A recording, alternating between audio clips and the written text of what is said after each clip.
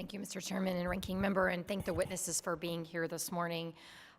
First, let me start out by saying the Ranking Member mentioned issues with large donations coming from individuals that may or may not be able to afford that. And the reality is that oftentimes these folks are setting up a reoccurring donation and don't realize it because they may not be familiar with that, but they also have the option to ask for a refund, and oftentimes they do. And if you look at many of our FEC reports, those individuals are getting their dollars back.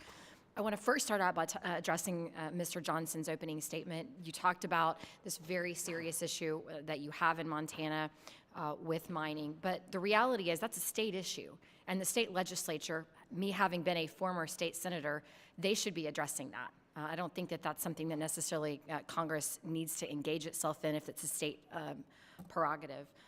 I also want to, recognize that fair and transparent elections are crucial, and that's on in every avenue.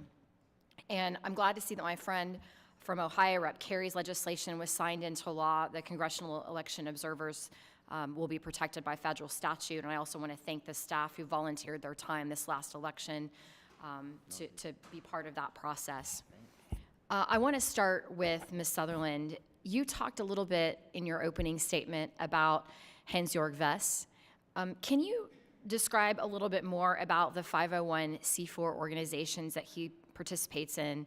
And particularly, you caught my attention because you mentioned Oklahoma Voice and their engagement with that.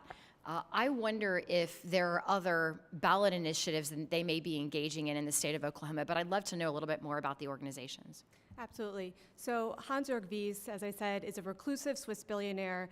So reclusive, he's probably very bothered that we are having this hearing and exposing his pattern of giving, because it is difficult and complicated to track. Most of his foreign money comes through a group called the Burger Action Fund, which the Associated Press described as a nondescript name for a group with a rather specific purpose, steering the wealth of a foreign billionaire into the world of politics and policy. And yes, we have seen his foreign money, pop up in many things, including giving to State's Newsroom through the Wyss Foundation, which operates the Oklahoma Voice in your state. Also, his foreign money has been traced to all these ballot initiatives. Through the 1630 Fund, we've seen over $130 million in 25 states over the last several election cycles. Can you talk about what specifically some of those ballot initiatives are? Yes, so just this year, in 2024, we were able to trace $37 million in foreign-backed funds coming into 8 competitive ballot issues, focusing on issues like abortion, minimum wage, and election policy, like what happened in Ohio. Perfect. Mr. Bowman, if I can pivot to you, what are the most concerning tactics that our foreign adversaries are using to influence U.S. elections?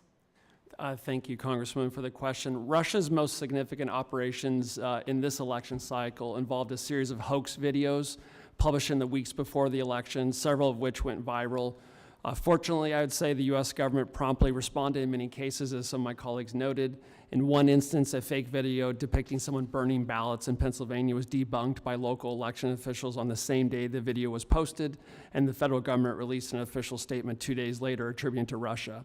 Iran's most significant activity involved, as was mentioned, the hack and leak operation targeting the Trump campaign. While Iran successfully compromised sensitive materials from the Trump campaign, mainstream media outlets did not publish this information. Iran also targeted swing states and minority groups through a series of fake websites, but those do not appear to have gained significant traction for the most part. Finally, China, as we mentioned already earlier, focused on its flagship influence operations with spamouflage. And so if I may, the main point here, I think, is that we're all under attack, right? So we should remember that, right? Because if I may, they want us to make this a partisan fight, because then we'll be divided and distracted and weak. And we're all under attack, and so it's like when your family's attacked, right? All that matters is your family's attacked. The family comes together, you work together to solve it. So this is absolutely, in my view, a national security issue, and we make it, it would be a mistake to make it a partisan one. Perfect segue into a quick last question, and that's to Mr. Neal. What do you think legislatively we could be doing to actually make sure that our elections are more secure moving forward? I think primarily it's bringing more of the tech, the new fintech and payment systems into the AML regime in order to have more KYC so we can understand how money flows, and so therefore we can take enforcement action. Thank you, and with that, I yield.